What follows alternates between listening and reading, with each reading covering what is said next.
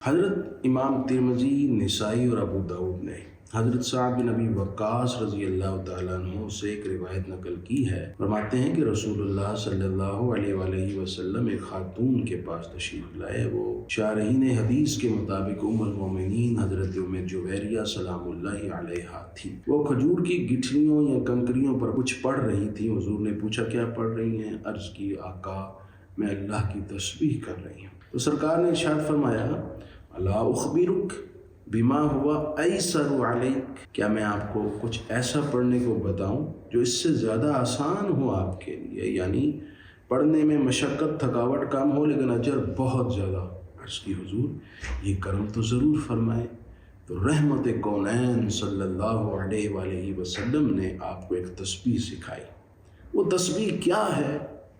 اجر و ثواب کا ایسا خزانہ ہے کہ آسمان و زمین بھی اس کے سامنے چھوٹے پڑ جائیں، کسی سے اس کا شمار نہ ہو سکے، کوئی اس کو سمیٹ نہ سکے۔ اللہ کے حبیب علیہ السلام نے وہ تسبیح سکھائی، وہ یہ ہے سبحان اللہ عدد ما خلق فی السماء، سبحان اللہ عدد ما خلق فی الارض، سبحان اللہ عدد ما بین ذلک، سبحان اللہ عدد ما هو خالق، والحمد للہ مثل ذلک، واللہ اکبر مثل ذلک، ولا حول ولا قوة الا باللہ مثل ذلک۔ یعنی سبحان اللہ اتنی تعداد میں جتنی تعداد میں مخلوق آسمانوں میں۔ اب سبحان اللہ تو ایک مرتبہ ہی کہا، لیکن اس تعداد کے ساتھ مناسبت دی جو تعداد مخلوق کی آسمانوں میں ہے، تو اس تعداد کے برابر اللہ اجر عطا فرمائے گا۔ اگرچہ بندے نے تو ایک مرتبہ ہی کہا ہے، لیکن یہ اللہ کا فضل ہے کہ اللہ کے حبیب علیہ السلام نے جب یہ الفاظ پڑھنے کو دے دیے تو اب بندے نے اگرچہ ایک مرتبہ ہی سبحان اللہ کہا، لیکن اس لا تعداد مخلوق کی تعداد کے برابر اجر ملے گا، جس تعداد کو میں اور آپ جانتے بھی نہیں۔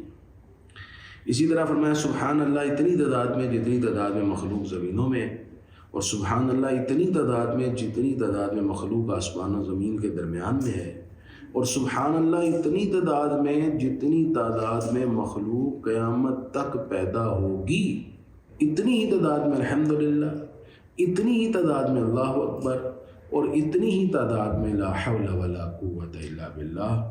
تو اللہ تعالیٰ ان سب تعدادوں کے برابر اپنے بندوں کو اجر سے نوازتا ہے۔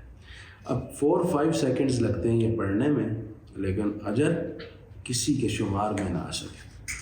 اپنے نامہ اعمال میں اتنے بڑے خزانے کو اندراج کرانے کے لیے اس تسبیح کو بھی اپنا معمول بنا لیجیے۔